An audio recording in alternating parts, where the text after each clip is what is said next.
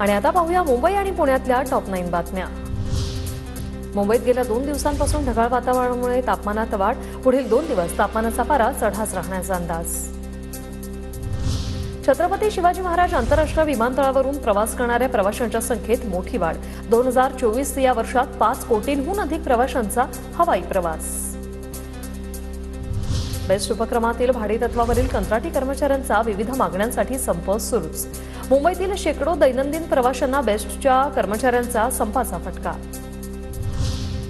Fair play betting app प्रकरणी ईडीकडून आतापर्यंत 344 कोटी रुपयांच्या मालमत्ता जप्तीची कारवाई। बुधवारी ईडीने 8 कोटी 37 लाख रुपयांची मालमत्ता जप्त केली।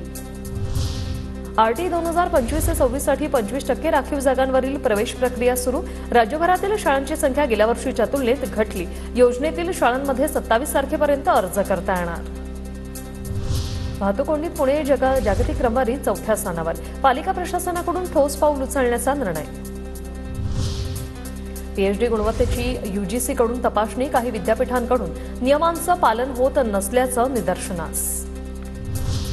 पुणे जिल्ह्यात पुढील 100 दिवसात 323 गावं कचरामुक्त होणार।